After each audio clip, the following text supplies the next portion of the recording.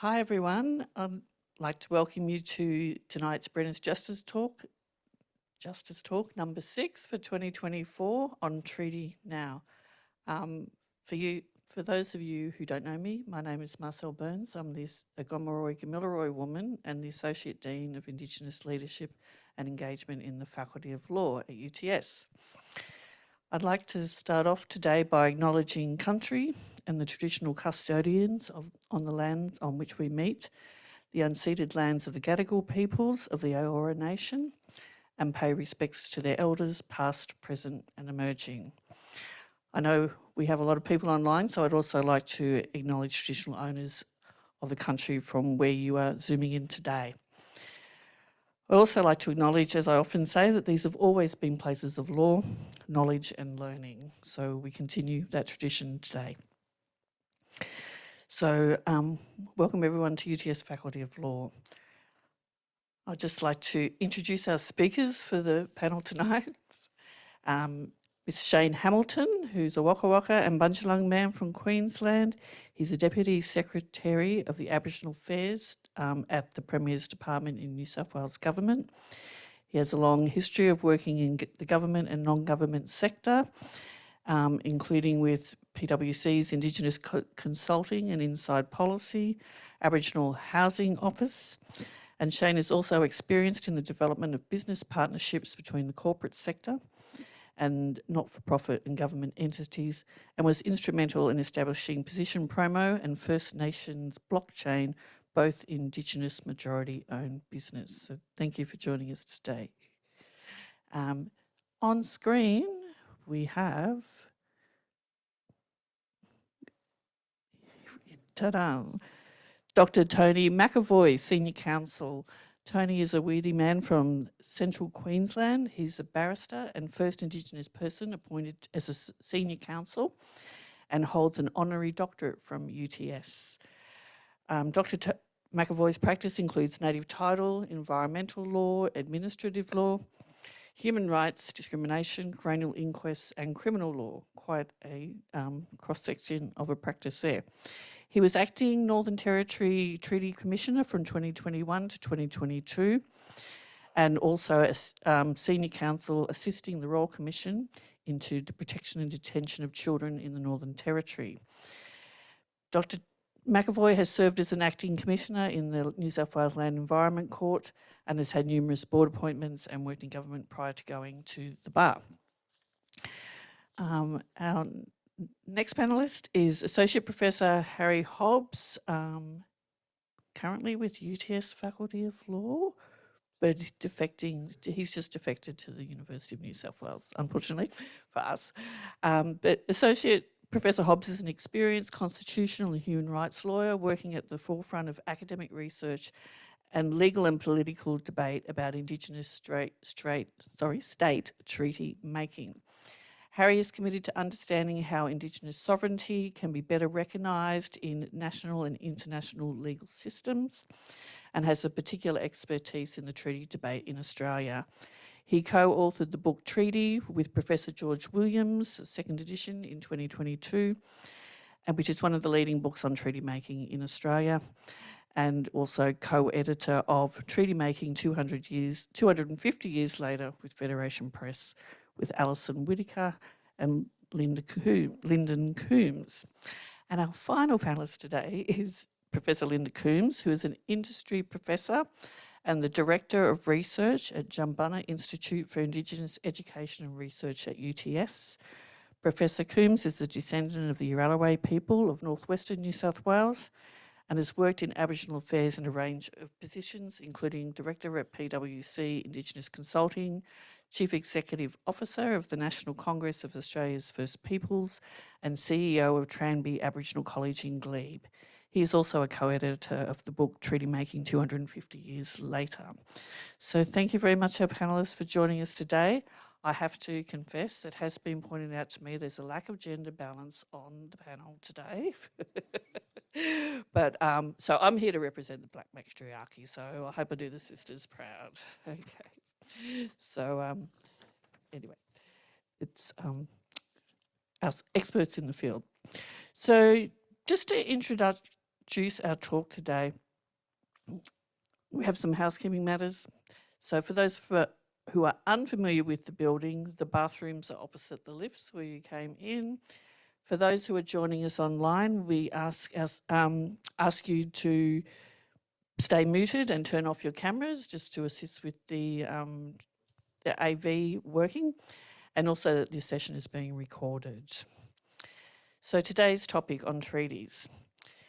It is almost trite to say that Australia is the only British colony where treaties were not negotiated with First Nations. Historically, treaties were negotiated between the British and Indigenous peoples in Canada, the United States, Aotearoa, New Zealand, and other colonies across the globe. There are many different theories on why this is the case. The observation of Captain James Cook and Joseph Banks was that the continent was barely populated and confined to the coast, and therefore was ripe for colonisation. There was also the view that First Nations lacked the intellect and capacity to enter into legally binding agreements. Or the myth that Australia was terra nullius, a land belonging to no one, or in its most extreme form, a land where the people were without an established system of law. That myth of terra nullius, rejected by the High Court in Marlborough and Queensland No. 2, which described the doctrine of terra nullius as a legal fiction, instead finding that First Nations peoples have complex systems of laws which allocate rights and interests in land. The findings in Marlborough, however, have been limited to property rights, or what we now call native title. Today, we live with the consequences of not having negotiated treaties, as articulated in the Uluru Statement from the Heart. This is the torment of our powerlessness as First Peoples in Australia. The 2017 Uluru Statement from the Heart, a statement made by 250 First Nations peoples, called for voice, truth and treaty. Voice being a constitutionally enshrined First Peoples voice to the Parliament, and truth and treaty being realised through a Makarrata Commission to oversee treaty negotiations and truth-telling processes between Australian governments and First Peoples. This week marks 1 year on from the unsuccessful Voice referendum, which for many was a lost opportunity to advance the status of Aboriginal and Torres Strait Islander peoples in Australia. However, not all has been lost. Most state and territory governments have commenced treaty negotiations or consultations and negotiations around the country, and most recently this is starting in New South Wales, where the Labor government was elected on a platform to commence treaty consultations. So tonight our panel is here to discuss the topic of treaties and what that means in the Australian context, and more specifically New South Wales. So let's get started. Okay, so I'd just like to start off with a general question for the audience. Harry, you can answer this, but if anyone wants to add, what is a treaty? How would you describe it? Yeah, it's a really important question, and I think the first thing is, you're going to negotiate a treaty. What is a treaty? What could it contain? What might it look like? In Australia, obviously, without a history, as you said, Marcel, of treaty making, means we don't have a language to describe these relationships. We don't have the institutions and processes that are in existence in order to undertake negotiations and then to work out what happens if a dispute arises over what the treaty says. And so we're starting very far back in the system. I think at its simplest, a treaty between Indigenous nations and the New South Wales government, for example, or more broadly in Australia, is just a promise by two or more political communities to resolve disagreements and disputes through negotiation, discussion, debate. So it's a promise to act in a certain way. That obviously has legal obligations because it's going to be enacted or set out in law, but it's also about the relationship that is ongoing between the two or more political communities who would negotiate that agreement.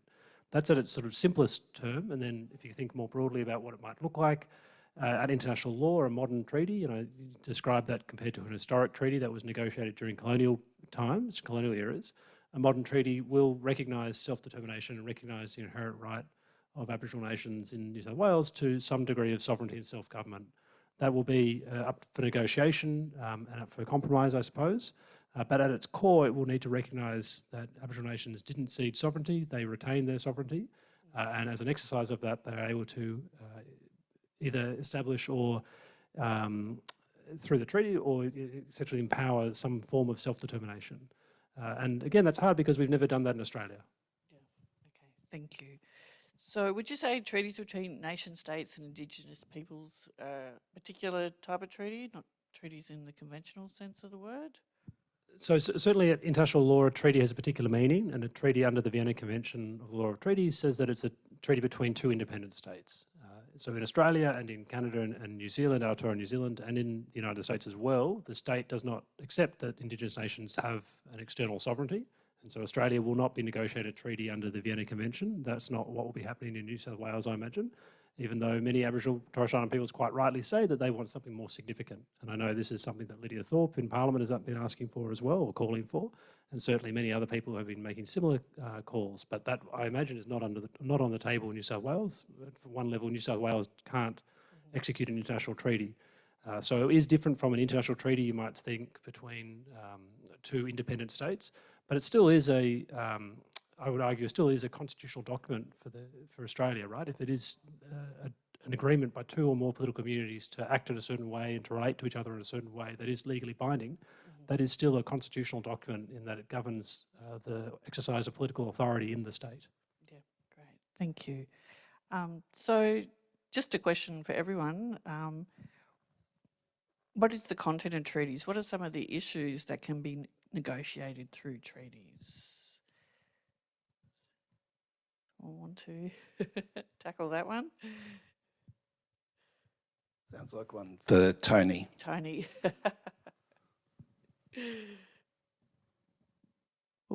Thank you. Thank you all. I acknowledge that I'm in Gimoy on the lands of the Yidinji, in North Queensland, far North Queensland. Thank you, Professor Coombs. I noticed that my photo on the material for this is a little bit old, but then I also noticed that Professor Coombs is probably as old as mine. I'm allowed to poke a little bit of fun at Professor Coombs because we're old work comrades. Well, some of the things that a treaty ought to contain in the Australian context are, from my perspective, and I think it's generally viewed, that if we are to deal with historic grievances, and the purpose of the treaty is to provide some form of settlement, then it needs to deal with with some form of statement of regret or sorrow or apology.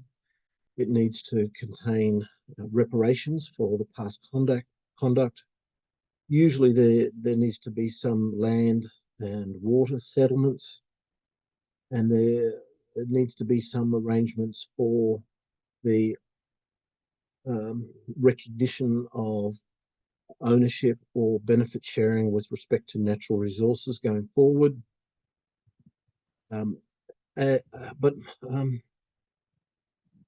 the most important, from my perspective, and I don't expect everybody to agree with this, but the most important from my perspective is the transfer of power.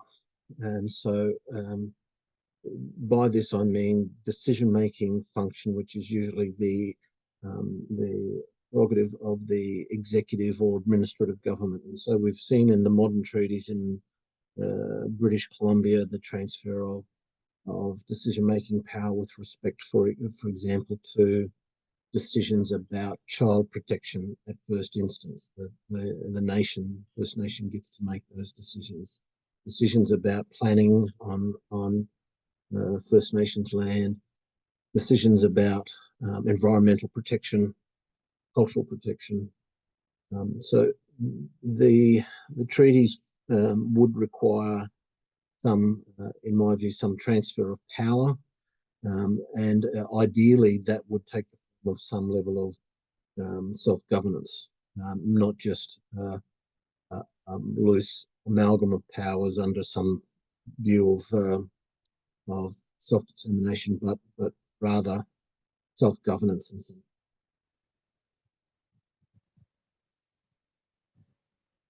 Thank you. So, I mean, you mentioned historical grievances. Do you think treaties are an effective way to resolve those historical grievances? Well, we don't have any at the moment, so Yeah, um, we'll see. they're better than what we've got, and so um, there is some capacity to resolve some grievances through the native title process, and we've got the reserve decision in the High Court at the moment in relation to the Yunupingu matter, which is the Gumatj compensation claim in Eastern Arnhem Land, where the Commonwealth has argued that the right to compensation for native title uh, doesn't go against it in the Northern Territory after the transfer from South Australia of responsibility back to the Commonwealth in 1911. We're an interesting decision. We've seen class actions where unpaid wages and damages for stolen generations have been successful, but we also look overseas, and we know that that in India, in the West Indies, in Africa, in African countries, there are many complaints against the European colonial governments for compensation for the genocide and broad dispossession and ethnic or um, ethnocide, I suppose, um, in those places, and the amounts of money they're talking about in those places is significant because of the extent of damage to communities, as we know here, through the colonial processes have been extraordinary. So I should say, and I probably should have said at the outset, that in the time between when I was asked to sit on this panel and the panel arising, I have been appointed to the Australian Law Reform Commission as a part-time commissioner to review the Native Title Act, the Future Acts regime of the Native Title Act, and I should say that the views expressed here tonight are my own, and they are not to be attributed to me as in my role as a commissioner of the Australian Law Reform Commission. Thank you, Marcel. Yeah, thank you. Good to did anyone else I have was something? just maybe going to pick up a little bit on the power and powerlessness that you mentioned at the start, but firstly, acknowledge the traditional owners and thanks for having me here. The Gadigal people acknowledge their defence and care of this country and its waters. So yeah, as I guess a non-lawyer, when we talk about treaty, and yes, Tony was my first boss over 25 years ago, and I won't be getting another new profile picture. I got one 5 years ago, and that's as good as I'm going to look, so that's staying. But yeah, I guess, and learning from Tony at that time when native title was all very new and a whole range of land rights issues. And what I always resented was that no matter how smart, how strategic, how organised we were, there was this imbalance of power. And it's bugged me to this day. And I know that there are technical components to treaty, but for me, it provides a framework where, you know, the power is more equally distributed and shared.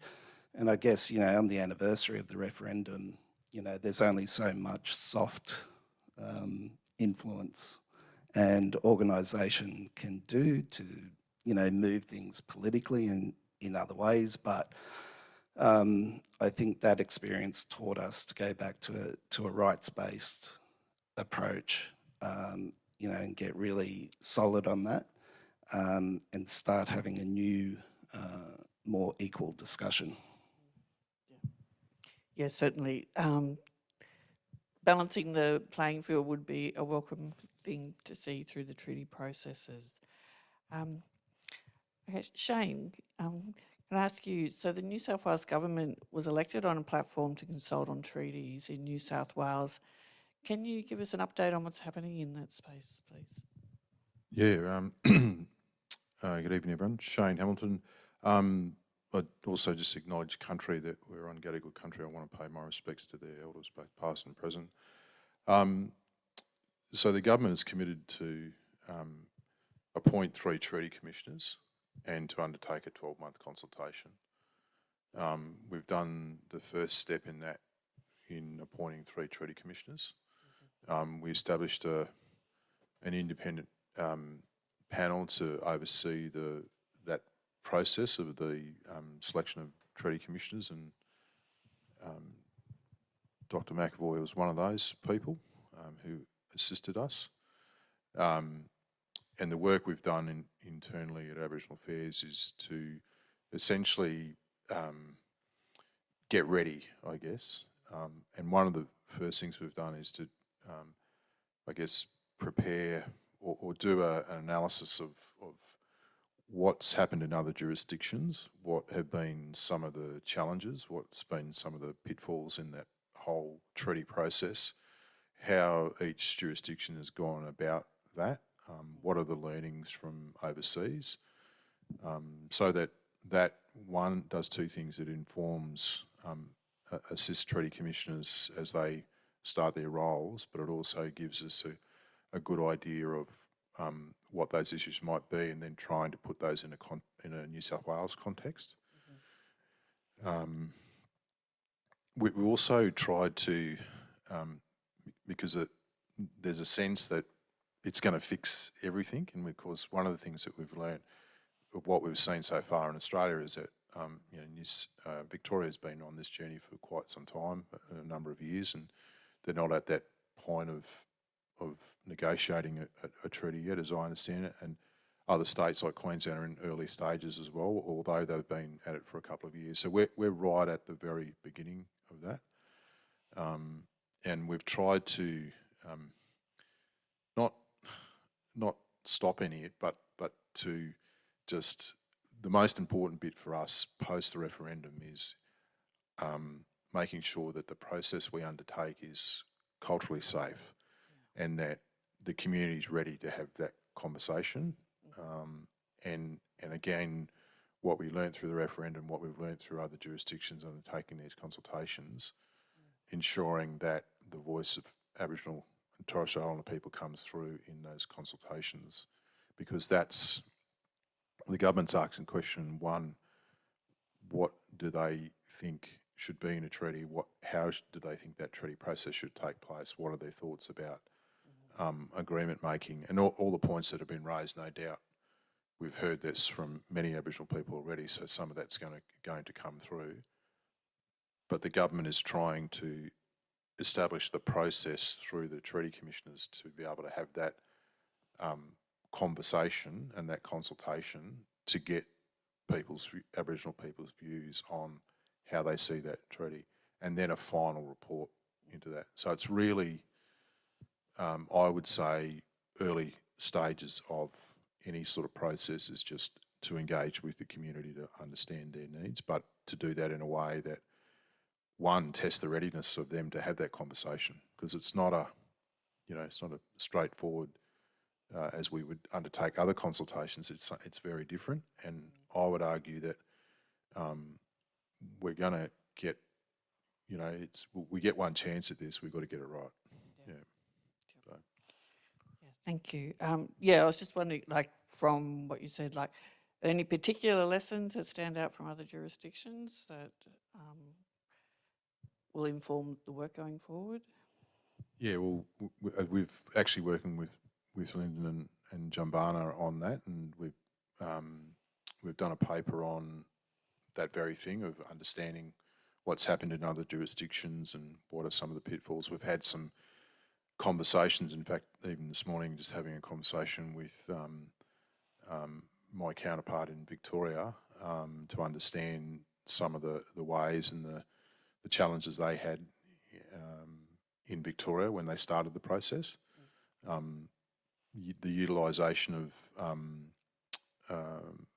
the way in which they communicated and the establishment of a website where people could have their say to try and ask their questions of what they understood, what they didn't understand, people that didn't necessarily agree with who wanted more information to a place where they could go and get that information seemed to work quite well for there. I mean, they did say, look, you know, we learnt lessons, we didn't get it entirely right.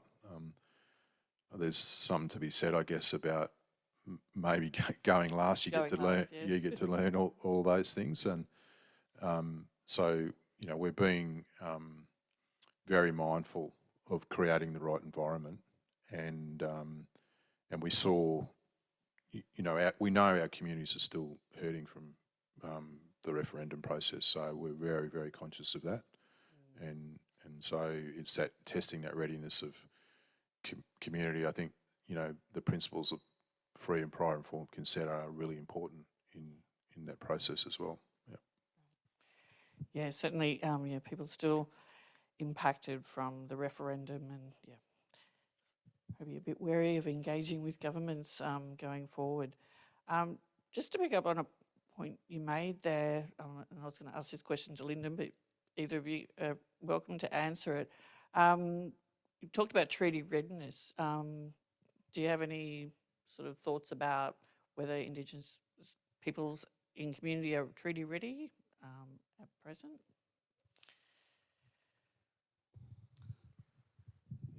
I don't, to be honest, I don't think we've tested it to be able to give a really good answer on that. I think there's more work to do. I think that's the first bit of work we should contemplate doing, is testing the readiness before we get into the real deep discussions about treaty and consultations. Yeah. And of course, we've been very mindful that we've appointed 3 treaty commissioners as independent, so we've kept, as the bureaucracy, our arms linked from that process, both from the selection but also the way in which they should go about doing that. And our advice to our minister is there's not much point appointing 3 independent treaty commissioners if the government's going to dictate how it should happen. And so we've been really at arm's length from that. And I think that's a really important process, and for us to have that integrity in the process to ensure that there is that independence from treaty commissioners, and we've been really, really mindful of that and will continue to be so. Yeah. Okay. And what about Can I just- governments? Do you think? Sorry, who was Can I this? just add something? Yeah, sure, Tony. In terms of treaty readiness, my observation from having worked in the Territory and Queensland and doing a lot of work in Victoria and with the York Justice Commission, and having lived in New South Wales for almost 30 years, is that in all of those jurisdictions there are nations and communities who are really very advanced in their development and readiness for this type of discussion. And there are others who are really struggling, and that will be the case for a long time. And we need to remember that in Canada, in British Columbia, of the 150 First Nations in that province, I think only 60 are involved in the treaty process. But that doesn't diminish the validity of that process. And whilst it's important to understand how ready groups are, it shouldn't be a measure of either success or how quickly or slowly we should move. There will always be the need for further support for First Nations engaging in the treaty process. I'm sorry for interrupting. That's okay. No, can I just add a little bit on that? It's a question that I'm really conflicted on, which I shouldn't say to my client when we've just given you a research paper on it. But, you know, sort of originally I came from a position of do no harm and cultural safety, and this needs to be nice and slow, and it's a very complex process and a kind of a range of things like that. But I don't know if it's because I'm getting older, and it's obviously not about me, but there are groups out there that are very ready, are past ready. They've been ready for a long time. And yeah, the more I think about this, it's more like a full court press where there will be people ready. There will be risk moving with that. But there's risk in not moving.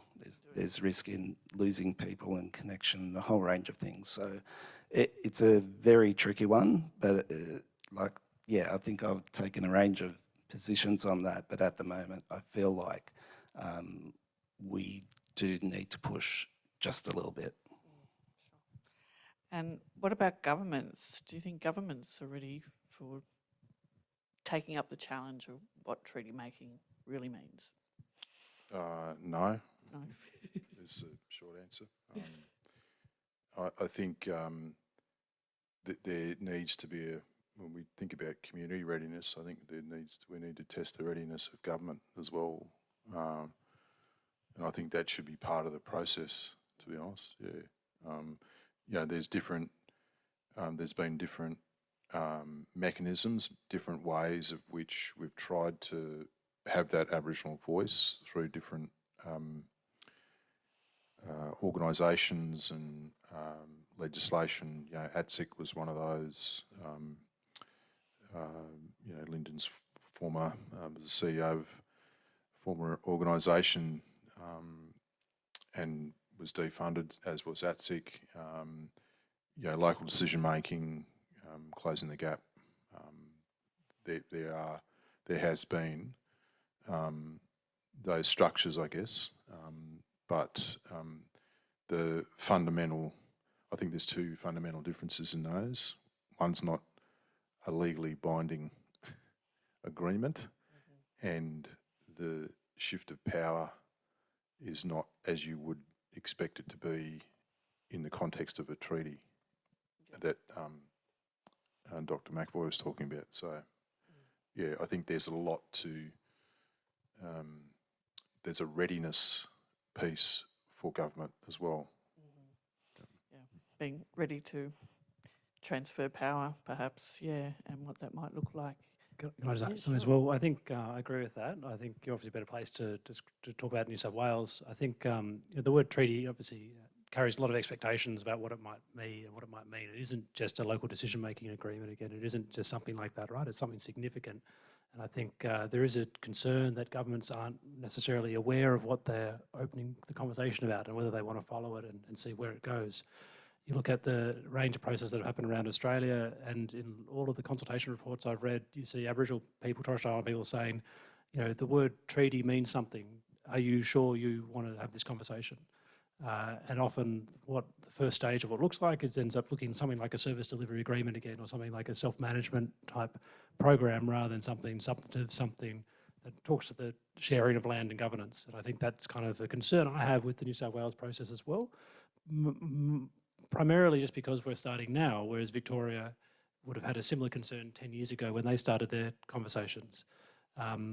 So, hopefully over the next 10 years, people like Shane can do more work internally to try and help change the conversation in government and in Parliament about what a treaty might mean.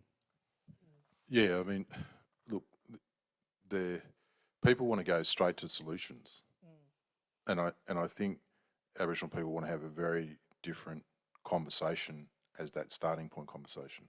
It's not they don't want to talk service level agreement, and that's going to get us to where we need to go. I think it's deeper than that. But I guess that's the whole, which is why I'm not going to say, I was going to say dampening it down, but it's not dampening it down, but dampening the expectation that bureaucracy thinks that it's going to solve the problem. Instead of understanding exactly the point you're making about treaty, and then considering it in that light around what they need, what aspects they would need to change in order for it to work. So don't think of it as you're going to do this piece of work, and that's going to solve that problem. We'll have this agreement, and then away we go, and we'll just, I think it's deeper than that, but that's the whole idea of doing the work with this initial piece of work, to understand it from Aboriginal people's perspective. But there's obviously a part for government to consider. Yeah. Yeah, I mean, it's sort of like the treaty is the end goal, but the process is also really important in terms of rebuilding relationships and creating trust, between the parties. Thank you. Okay, so I've sort of gone free range. So Tony, I just wanted to ask you, can you tell us a bit about your experience in the Northern Territory as the acting treaty commissioner, and what were the community's expectations there about what treaties could achieve? Yeah, thank you, Marcel. The some of you will recall that in 2018, Michael Gunner, as the Chief Minister for the Northern Territory, entered into an agreement with the 4 statutory land councils in the Northern Territory: the Tiwi Land Council, the Northern Land Council, the Central Land Council, and the Nandiliaqua Land Council at Wood Island. That agreement was called the Barunga. slipped my mind. I'll come back to it. I should. I Barunga? believe it's Barunga? Barunga Maybe? Agreement. Thank you. And as a result of that, in 2019, sorry, I should say that agreement, they agreed to enter into a process to determine whether a treaty was suitable and appropriate for the Northern Territory and what it would look like, an agreement to appoint a treaty commissioner. There was also an acknowledgement in that agreement that the First Nations of the Northern Territory had not ceded their sovereignty. And then in 2019, Mick Dodson was appointed as the Treaty Commissioner. In 2020, there was legislation wrapped around that appointment, his appointment as a Commissioner. In June 2021, he resigned, and in December 2021, I was appointed for a 6-month period with a view to delivering the final report in June the following year, so June 2022. I didn't do the consultation. The consultation was all done by the Treaty Commission staff, the Deputy Treaty Commissioner, and the Treaty Commissioner. And they went to over 100 communities. They engaged in consultation with youth and elders groups and community justice groups and land councils. And, they did a fantastic job, and overwhelmingly, there were some real lessons to be learned. One is that people wanted a First Nations based agreement process, settlement process. So it wasn't always expressed in that way, but it was on the basis of the people who were the traditional owners for the various places in the Northern Territory. The second thing is that that was noticeable from the consultation is that people were still deeply aggrieved by the removal of the community councils in the Northern Territory in 2008, and following the intervention, the commencement of the intervention in 2007, there were all of the community councils were dissolved into there were some 80 odd, I think, were dissolved into super shires, and all of the control for communities was lost to the regional centres, and it's largely still the case today. There are 9 regional councils outside of the major cities and towns, and that's it for the whole of the territory.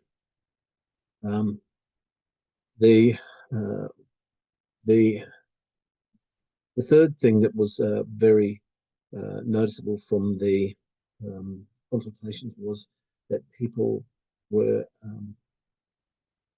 very supportive of a truth-telling process and the need to get the record straight. And those three items really informed a lot of the development of the recommendations that were included in the final report of that commission. So the report recommended that there be a process of recognition of First Nations under a new Treaty and Truth-Telling Commission, and that those First Nations could then convert to a form of local government authority, and that they would carve out that authority from the existing regional councils and be able to enter into agreements directly with the territory government and with the Commonwealth government for funding.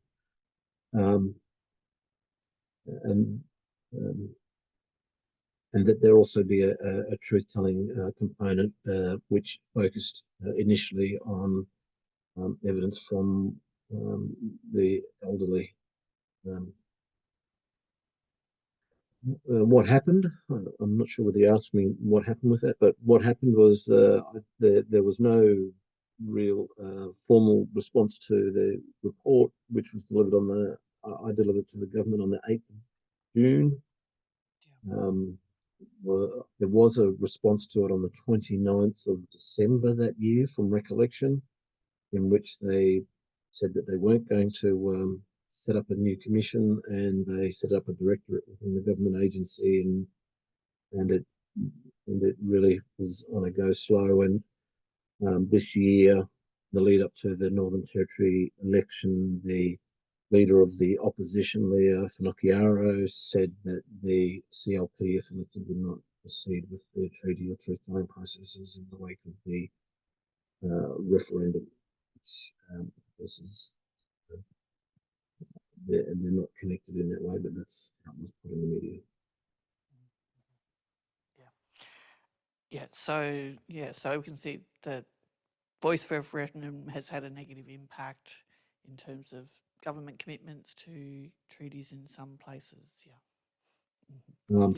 Certainly, it's having all sorts of ramifications. It's a part of the Queensland opposition's election campaign that they will abolish the Path to Treaty Act in Queensland. They will repeal it, and so the truth-telling process that is underway there by way of inquiry really has an axe hovering over it at the moment, and are continuing on. And I think it's fair to say that in other jurisdictions, the governments are nervous about the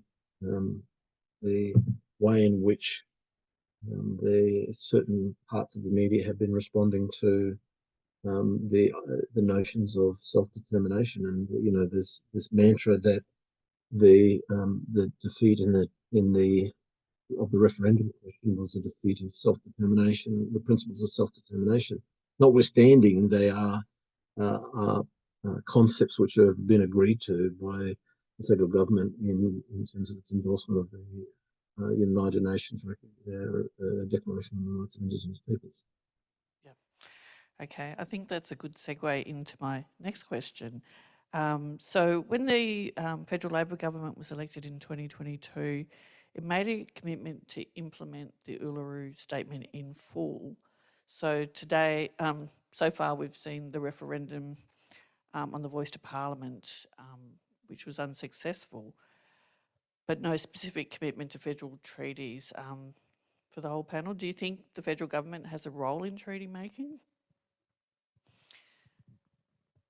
I mean, I think it certainly does. Yeah, I mean, just to think we're a federation, so the Commonwealth Parliament has certain powers over certain matters, and the state governments have powers over certain matters too.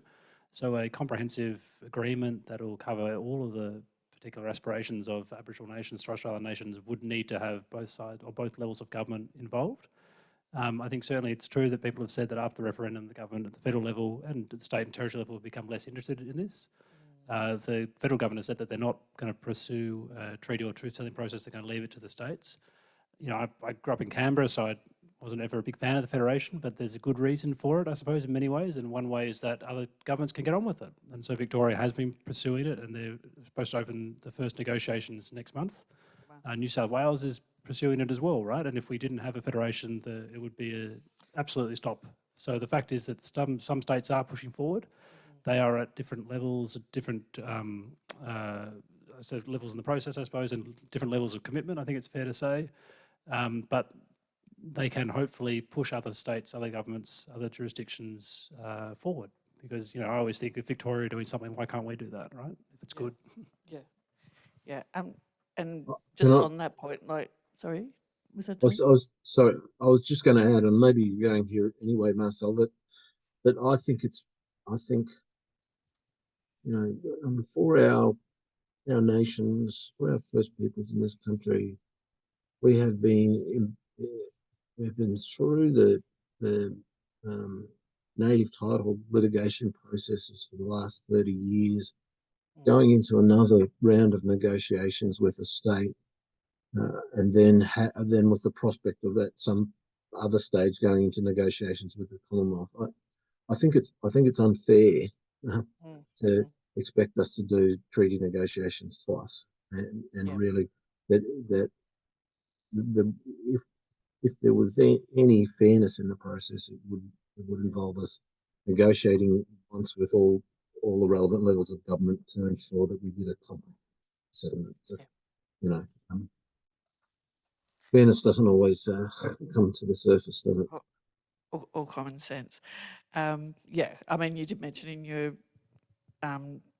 report how there could be tripartite agreements between First Nations, state and federal governments, which would seem to be a sensible way to go. Okay, so how are we going for time? 5? Yeah, okay, cool. So just a question for everyone. What if there are disputes over the interpretation of treaties? How is envisaged that disputes would be resolved within the nation state?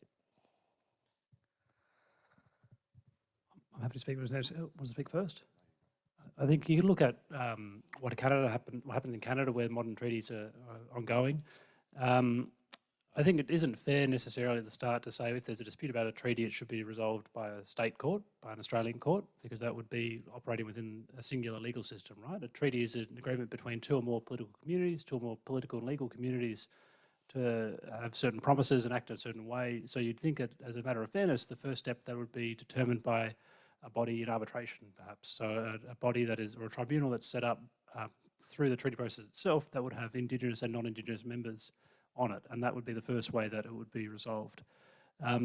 If it gets to a legal, right, obviously the whole point is that it's a relationship, and so you want to talk with government and hopefully that you can avoid any legal challenge to begin with. But you'd expect that through the treaty, acts a bit like a contract, a private agreement, then there'd be an arbitral body that would decide what happens. In our constitutional system, that would then need to be, or would be allowed to be appealed to a court system, to our court system. You would hope that a losing party perhaps wouldn't do that, to maintain the spirit of the agreement, which is that it would be done through the treaty process.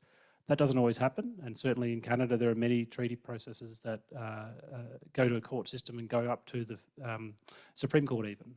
I think, so that is likely to happen at some point. The other question I have is how would a court then interpret the agreement, right? Again, we have no history of this, and so would the court interpret it like it would a normal contract and apply ordinary contractual rules? Would it interpret it as a constitution because it is a constitutional document or has a constitutional character, which would then interpret it in a more liberal and generous way? So there are lots of different ways to think about that. But I think as a matter of first instance, it should be determined by the parties itself. Yeah. Okay. But some independent body that could adjudicate disputes. Yeah, and I think this is what happens in Canada, and I think Victoria are doing the same thing as well through their treaty authority, which acts a bit like an umpire at this first stage. Yeah. Some of the advice in international forums that I've been part of, and look with envy at countries with treaty in the US and Canada and New Zealand, and so you've got a treaty and their initial advice is sometimes be careful what you wish for. because, and then when I follow it, there seems to be, you know, issue after issue referred to the Commission in New Zealand and in all the other places. So, but again, it sort of comes back to the framework. Of course, there's going to be an ongoing, you know, tussle for that. But again, at least you have the framework. But I think as Shane was saying, you know, treaty's not going to solve everything. It's just going to create, hopefully, a better quality of problem. A process to deal with it. Yeah, and sort of like in New Zealand with the Waitangi Tribunal being able to resolve disputes and the ongoing interpretation and reinterpretation of treaties over there. Okay. So I think we're just about on time, but just any concluding comments for the... If I might just briefly say something, following on from Lyndon's comments, we're seeing the attacks on the Treaty of Waitangi and the Treaty of Waitangi Tribunal in Aotearoa. And one of the observations I think that can be made, and it really needs some further research, but it seems to me that having had the Royal Commission on Aboriginal Peoples in Canada, that truth-telling process that they engaged in at a national level really shifted the dial a little, that to the extent that some of the things that shouldn't be recontested all the time are not so open to recontestation. And what we're seeing today in Australia, without a truth-telling process that's been undertaken on a national level, I think, is the recontestation of things that we thought following the native title process were fairly settled. And so we're having to justify the notions of self-determination. We're having to justify things that we thought were historically fairly well accepted. And the point of saying this is that I really have come to understand, particularly through my involvement in Victoria, of the immense value in undertaking truth-telling processes in order to provide the proper foundation for treaties. Okay, thank you. Any further comments? Shane or Lynn? No, I think taking the first steps, like so the commitment, if you think about New South Wales, the commitment of appointing 3 treaty commissioners and undertaking a consultation with people, at some point at the end of that process, an analysis of how the next step should proceed, and I think probably taking a lead from Victoria have done that in a reasonably measured way to get to the point that they're at now, and I think that's probably given that the environment's probably changed slightly post the referendum from when they started their process. So I think it's at the end of the first stage or first step, if you like, before you proceed with the next steps, because it is also, it might be a readiness to test of the community's ready to have the conversation. Yes. But the next test might be the readiness of the broader state, yeah, and others to have a conversation about treaty and what it means, because you know, I think maybe in hindsight, from a referendum perspective, we needed to talk more and get a better understanding in the broader community around what a voice to Parliament would really mean. Yeah. Or in fact, the whole statement of the heart. Yeah. So it's sort of without again, cautioning, great, we've done this, next step's this, next step's that. You'd hate to think that we'd get somewhere down the track and the whole thing just unravels. Yeah. So, yeah, I mean, Yeah, measured steps. yeah, I think so. Yeah.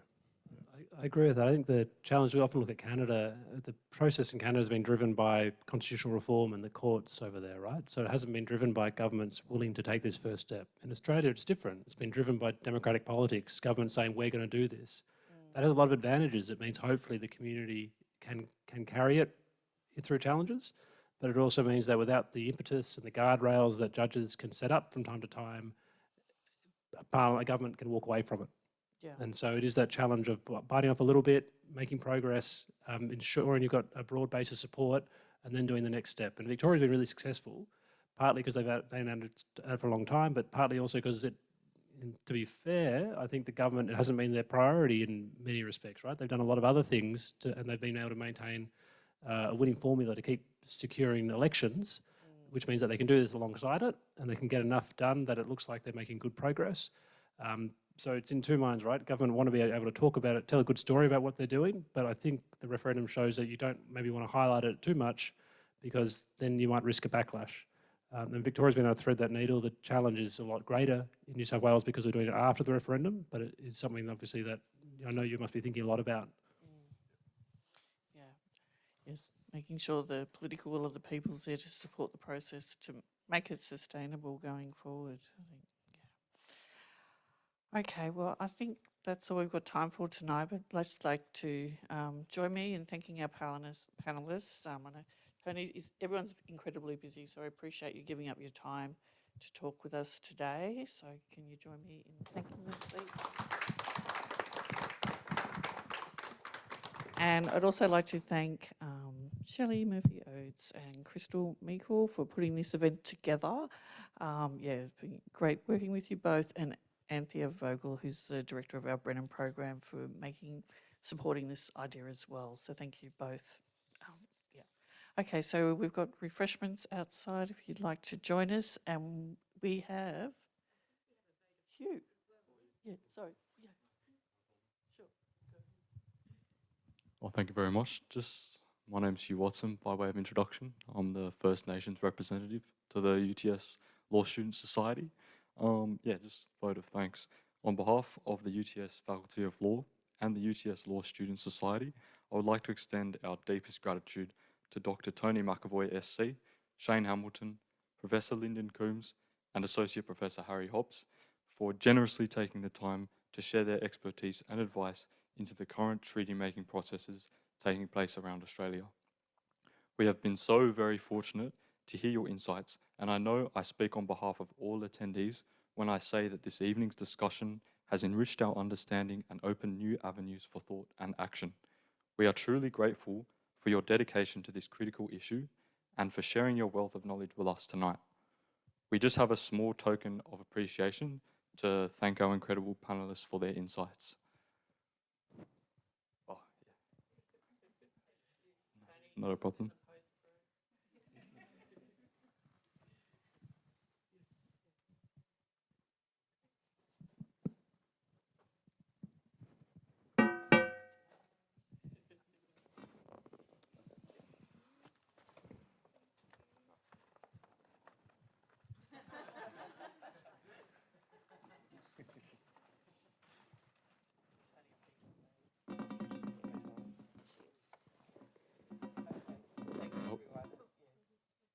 Thanks for coming along, and thank you for everyone who's online. We've got about 30 or 40 people online, so we have a lot of people participating. Oh, sorry. Okay, that's it. It's telling me to shut up, I think. So, okay. Thanks, everyone. It's great to see so many people interested in the topic. Thank